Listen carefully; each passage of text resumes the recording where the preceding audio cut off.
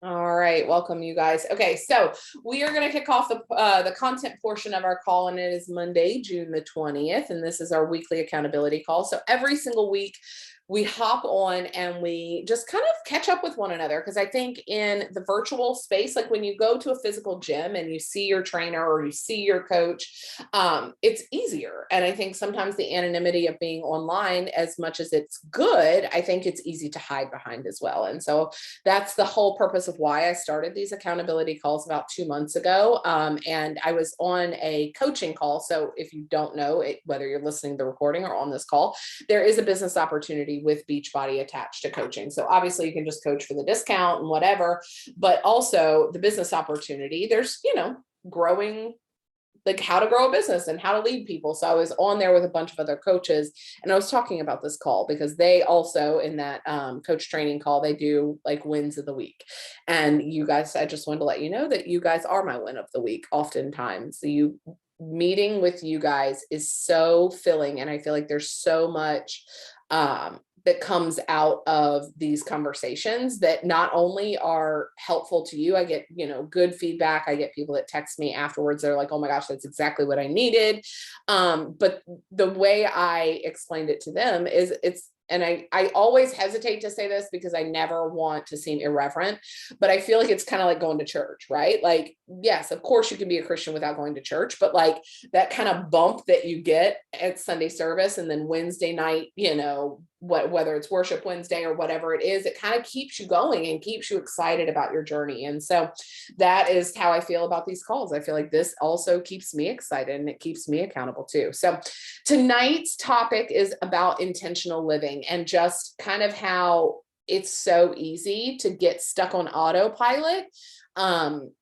And how really a lot of the success that you're going to gain, not just in your health and wellness journey, but I feel like in your mental health and your physical well-being, in your relationships with other people, comes from like stepping out of the passenger seat of life and getting into the driver's seat of life and really starting to take control intentionally of all aspects of your life. One of the biggest things, and this is kind of where this stemmed out of, because I don't know that I've shared this on this specific call before, but it's pretty common knowledge.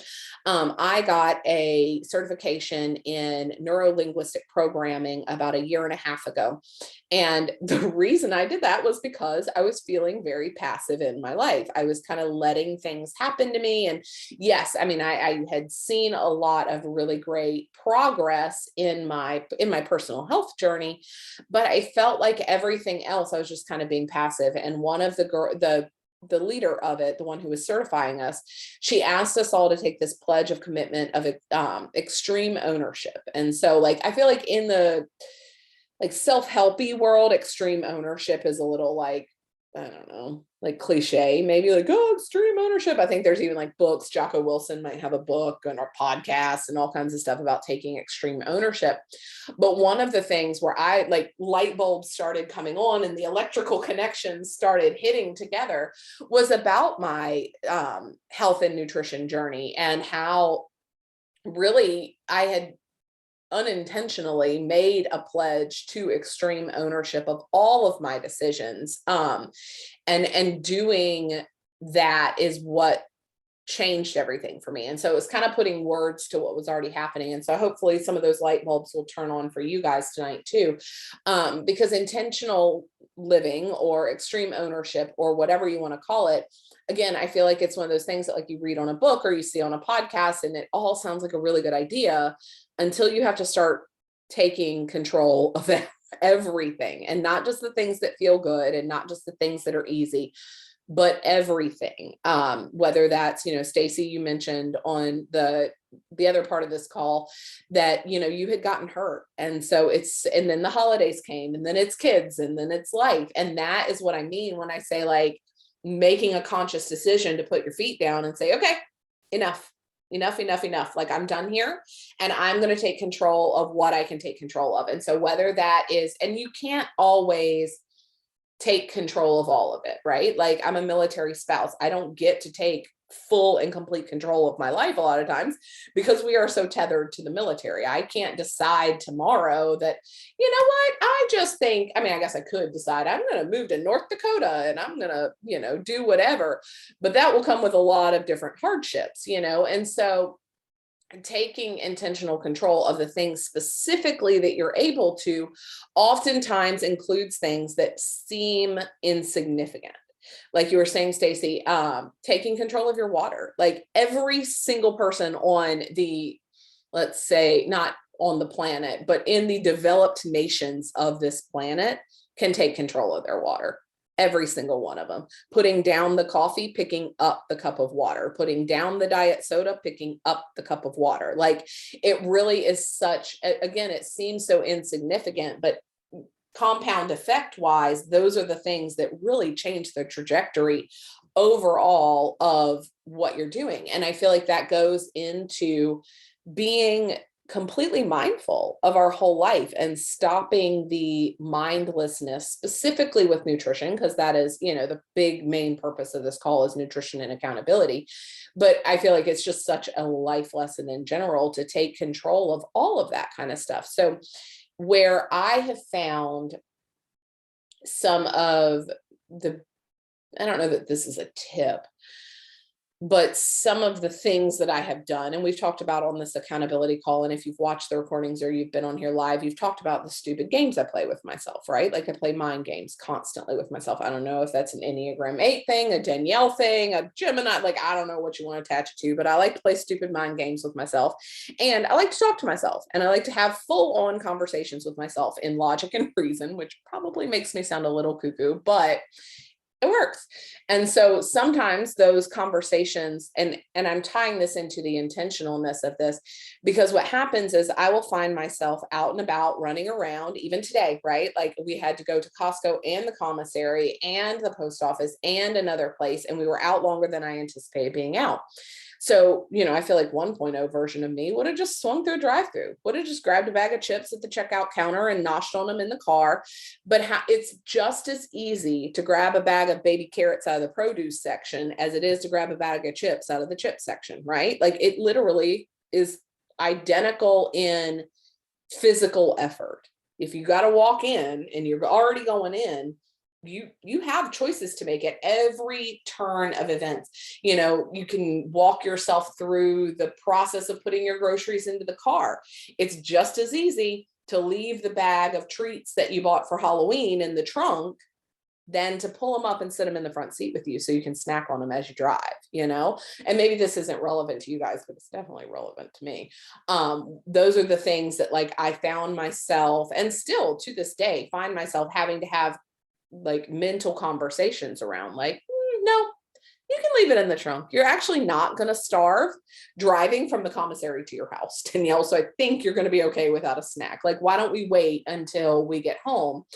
And one of the things when I was getting my certification, and I feel like it was putting words to something I was kind of already doing, but really like made them sink in. And I think, yeah, you guys both have kids, so you have conversations with your kids all the time, right? Like if your kid was like, I'm going to take we'll just use the Halloween candy, right? Like you bought Reese's at the Kroger and you're going to, use them for Halloween candy.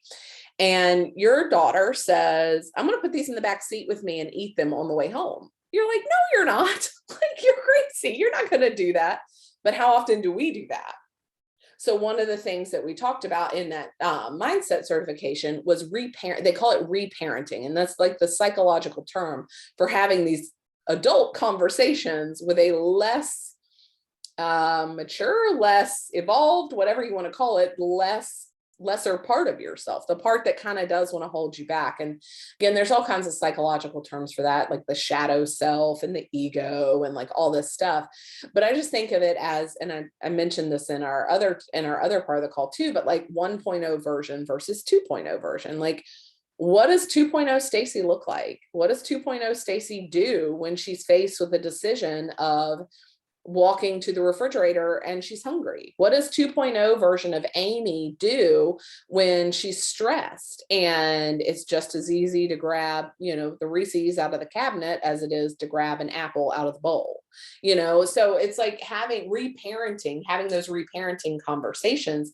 And in some ways, I felt like when I was going through all of that certification, framing it as reparenting was so beautiful to me. I was like, oh, that's so easy. Especially, I think having a daughter really set that apart for me, because I'm so hell-bent on her having a different life than me, that I'm parenting differently than I was parented from the get-go. Like that's such a natural part of what I'm doing consistently anyway, that I want that piece to shine in her. So I'm going to have that piece shine in me too. And so having those conversations as if I were an 8-year-old little girl, like how much easier is it for you to understand that that's part of what you've got to do to get yourself into a healthier space, is reparent. Because, if you've dived into any kind of therapy or counseling, and I've done tons of therapy and counseling throughout my life, they always go back to your parents, right? They always go back, oh, tell me about your childhood. How was your childhood growing up? What did your mommy do about this? What did your daddy do about this? And then you leave and you're like, yeah, great, I have daddy issues. Like, well, everyone does, right? Like, okay.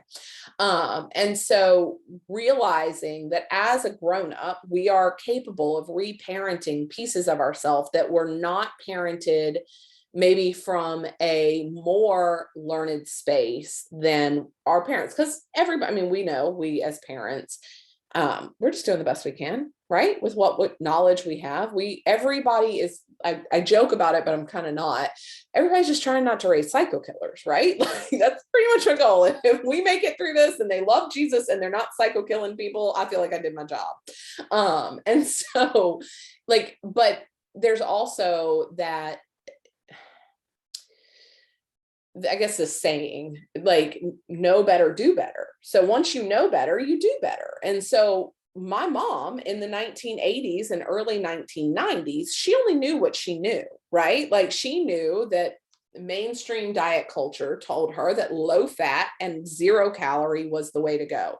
So therefore, 0 calorie soda had to be better for you than anything else, right? Well, Sunny D, they added protein and vitamin D, so it must be better for me. It's just like, but once you've learned and now you get to influence the next generation of your children with that new and better knowledge. And that's kind of where I go back into that reparenting shtick about, like, you now know better because we're having this conversation here, because you watched Alana's videos, maybe you watched Autumn's videos, maybe you've dove into some other nutrition trainings from reputable sources, and now you know better.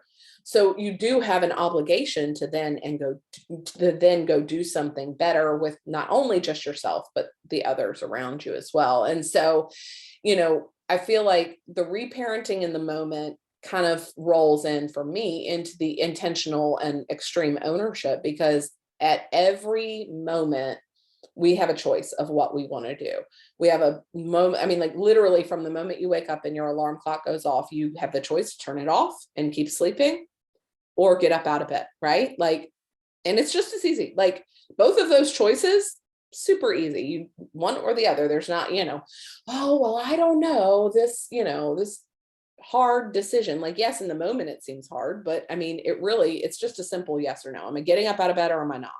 Okay, well, both of those things have consequences, both good and bad, right? Like, sometimes extra sleep is good. Sometimes you might need to rest a little bit, but also, like, not getting up and starting your day and having a morning to yourself without your kids up in your eyeballs, like that is a benefit too. So it's choosing each step of the way what is going to build this life brick by brick that you actually do want to have, instead of sitting in the passenger seat, letting literally anybody that will stand in the drive or sit in the driver's seat drive the car, right? Like, if you think about it, if you choose, and I think in opposites a lot. So it's like, okay, if it's too hard to think about what do I want my life, or who's driving the car, maybe I'm not driving the car, but at every point of your decision-making system throughout your day, either you have the control or you've given the control to somebody else, right? Like, and it's so easy because I think especially as mothers, we get very decision fatigue and tapped out. Like, I'm just tired of making choices. I'm tired of deciding what everybody should have to eat. I'm tired of deciding what everyone should do, how everyone should dress, how everyone should go to this camp or this sport or that thing.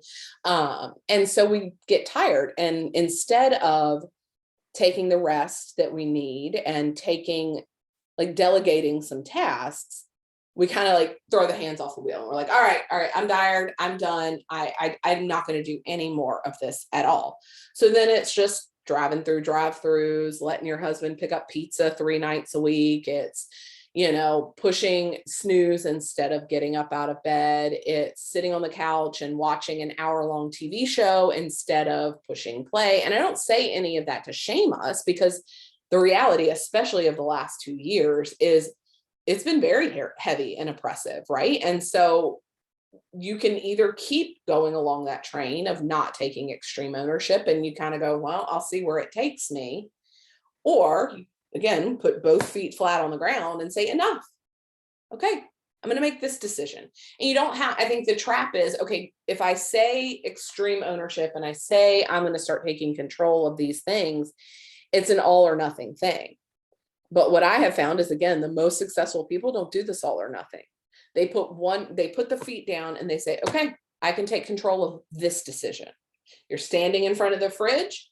I can take control of this decision. And instead of grabbing the leftover bowl of mac and cheese that your neighbor brought over, you grab stuff to make a salad. Instead of grabbing the Diet Coke, you grab the water. Like, you can take control of those little things. And the nice thing, just like we talked about how one bad choice begets another bad choice, right? Like, it's so easy to let one treat turn into 2, turn into 3, turn into 6, turn into 10. It's the exact same thing on the other end of the spectrum too. One healthy choice begets another healthy choice. Once you start feeling better, you want to continue feeling better. So you keep making choices that make you feel better. And brick by brick, you're building this new and better life. And I think that that's where, when we sit down and we say, like, all right, enough. I'm tired of feeling like crap. I don't want to feel this way in my clothes anymore. I don't want my daughter to see me this way anymore. I don't want this.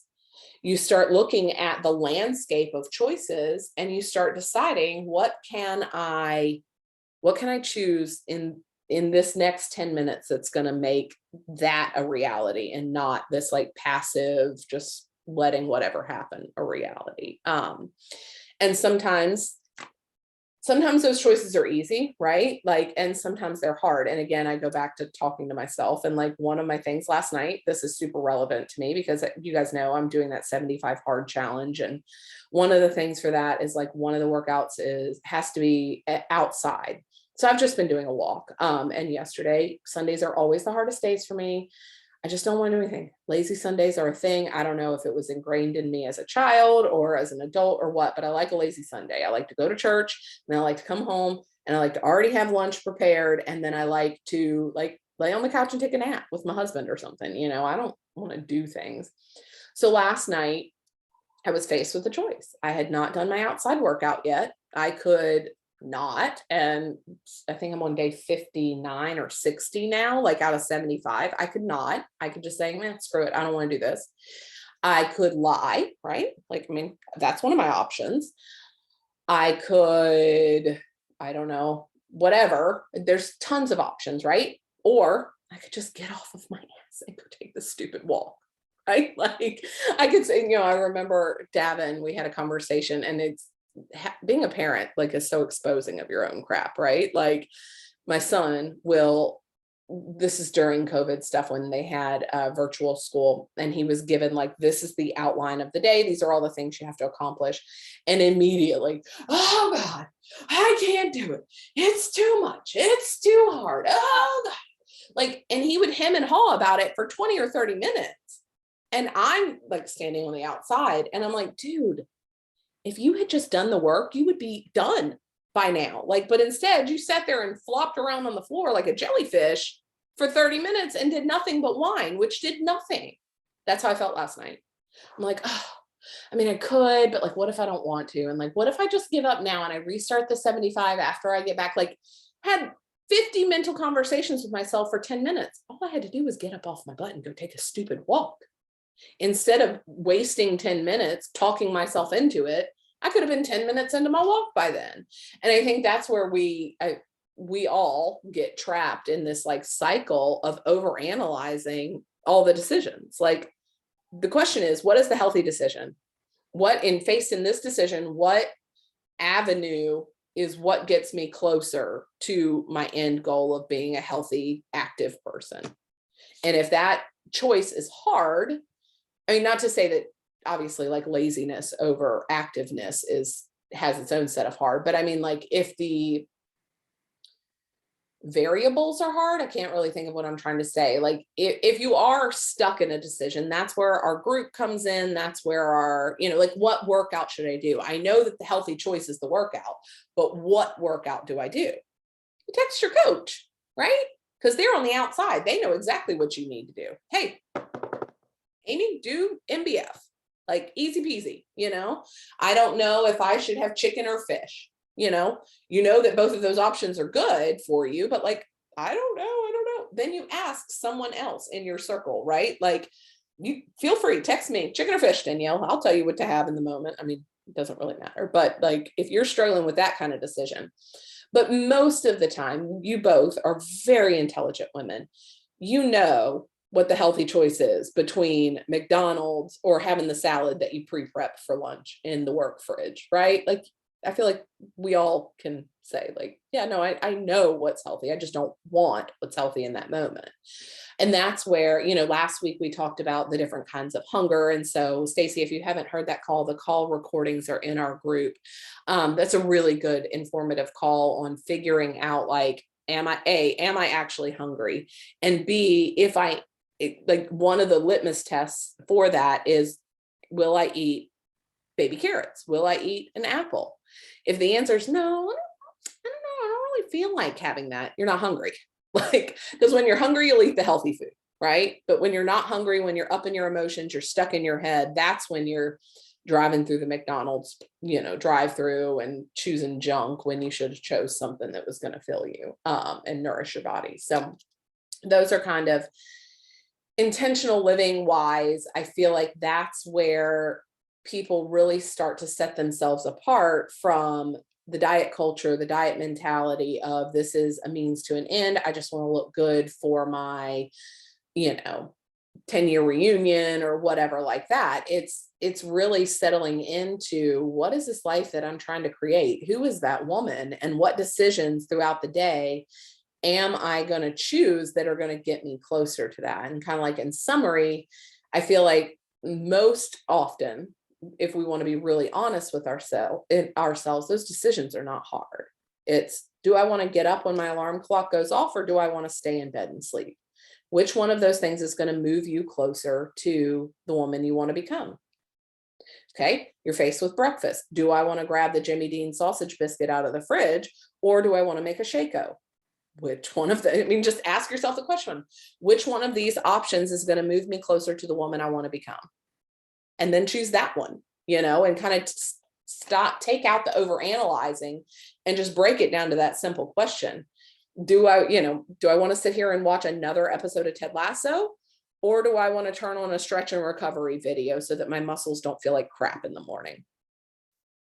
Which one makes me closer to my end goal? And then you just choose that one. And I think when we start looking at all the decisions throughout our day in that way, it streamlines everything. You don't have to think as much, honestly. And I'm all about not thinking as much. That's why I've drank Shaco for 8 years straight, because it's one decision I don't have to make. I know for a fact that is going to help me. So there we go. Same thing with Beachbody. Yes. Could I go to the gym and wander around and lift random weights and run on an elliptical for 30 minutes? Sure. But you know what I really like? Looking at the calendar that tells me it's leg day, and then having to get out of my own head, because I never want to do leg day, just so you know, never. There's not a time when I'm like, yeah, let's go do leg day. That's fun. Like, no, that sucks. 8 years later, still hate it. Hadn't changed. Don't want to do it. But it takes the thinking out of it when Joel tells me it's leg day. I mean, I'll kiss and cuss and scream, right? But I'm still going to show up for leg day because that's what I know, that's what's going to move me closer. I don't have to think about it. I just know that's what's on the calendar. So that's what we're going to do. And I think same thing, Amy, you've been doing such a good job using that meal plan. And I would say, I mean, I don't want to put words in your mouth, but I would say that's a big part of the success that you've had is because you don't have to think about it. What does the meal plan tell me to eat? It's lunchtime. Okay, Danielle says it's a chicken pecan salad. Great. Make a little chicken pecan salad. End of story. It's not like you're standing in the grocery store with 1,000 options. And then that's when decision fatigue sets in and you're like, I don't know. McDonald's. Like that's how my head gets anyway. It's just like spastic and gets crazy. And then I make stupid choices. So instead I just follow the plan day after day after day after day. So, okay. That is intentional living kind of in a nutshell, just asking yourself questions over and over and over. What moves me closer to being who I want to become? So I'm going to stop the recording.